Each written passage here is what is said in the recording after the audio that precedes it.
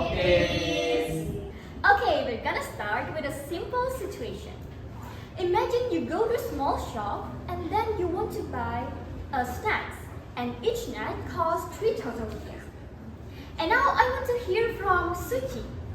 If you buy one snack, how much do you have to pay? If I buy one snack, I need to pay 3,000 rupiah because that is the price of one item. Oh, thank you, Suchi. That's very clear. So now I want to hear from Savitri. What if you buy two snacks? How much do you pay?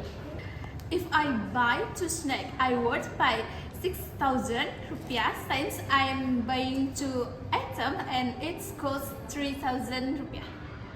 Okay, thank you, Savitri. So you're multiplying the price of the snacks with the number of the snack you buy, right? Okay, so now I want to hear from Bintang. What if someone buys 5 snacks? How much do they have to pay? If someone buys 5 snacks, then the total cost will be 15,000 because 5 times 3,000 equals 15,000. Okay, thank you, Bintang. So from these examples, what pattern you can see? I want to hear from Monica. I think the total cost always depends on how many snacks we buy. The more snack we take, the bigger the total price becomes. Exactly, Monica. So we can say that there is a relationship between the number of snacks you buy and the total cost. Now let's make it a bit more interesting. Suppose that you went to the shop and in the end you spent 15,000 rupiah. Do you think it is still possible to know how many snacks you buy? What do you think, Julie? Do you think it is still possible?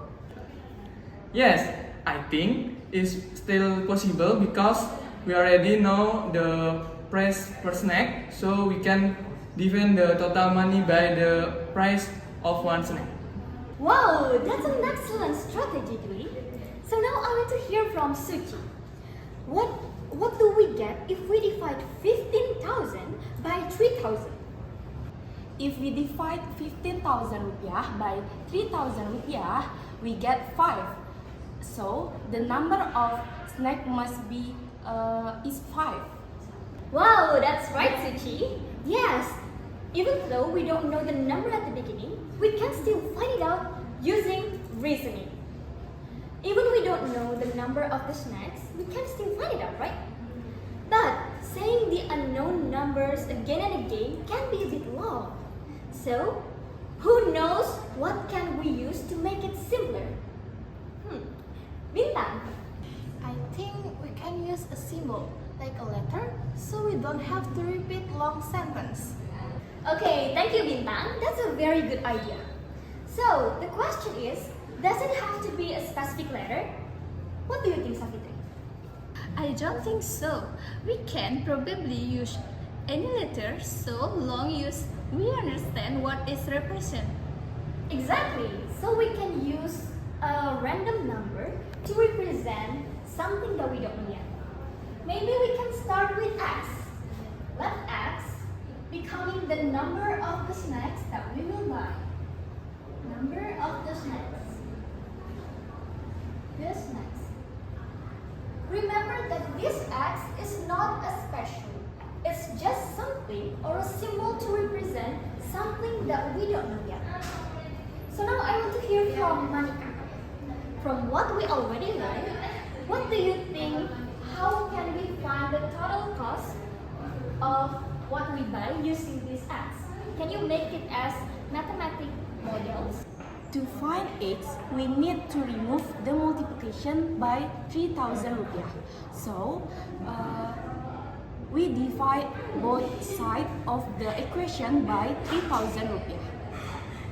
So, as what Suchi said before, we're gonna divide each side by 3,000.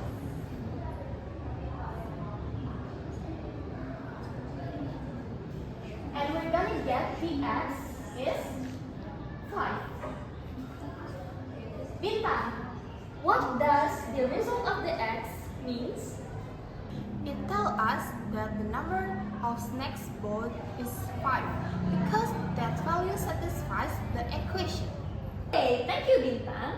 So now let's start with a new or a slightly different situation. Assume that you also bought a drink for 4,000 rupiah and the total cost is 19,000 rupiah. It means that first you bought the snacks for 3,000 rupiah per snack, and also you add a drink for 4,000 rupiah, and the total price that you have to pay is 19,000 rupiah. I want to hear from Julie. How do we represent this situation?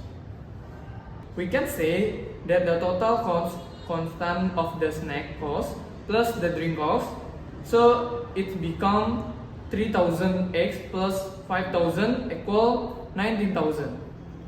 Okay, as Julie said, we have 3,000x plus 5,000 equal to 90.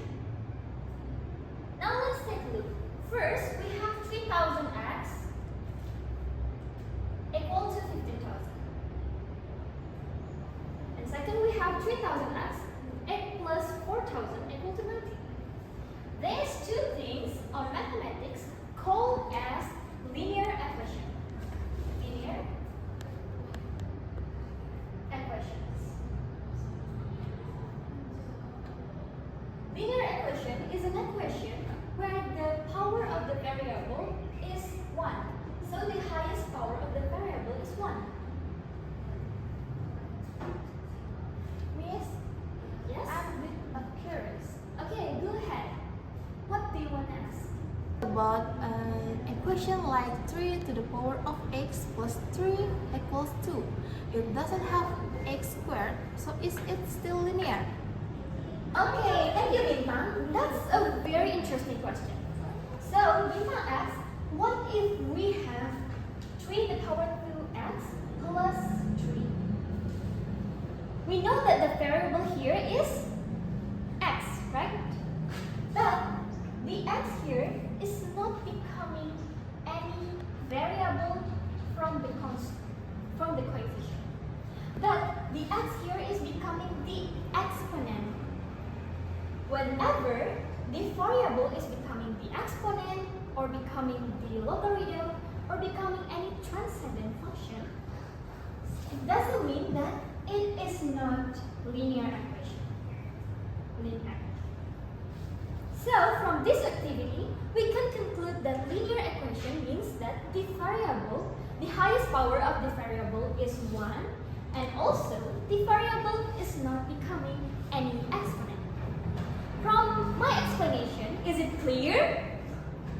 Yes. Okay, thank you. So now we're going to start with the example and non-example.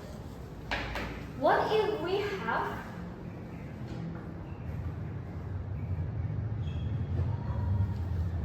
what do you think? Is it a linear equation? No, miss. Okay. What about this one? What about this one? No. No. Okay. Can you speak it louder? Is it linear equation or not? No. Okay. Thank you. Okay, class. That's all about our lesson today. I hope that you will actively learning at home so that you will more comprehend about linear equation. And also, don't forget to try some new question and also hot question. So this linear equation will be out of your minds, right? That's all about our class today. Thank you, guys. See you. See you, miss.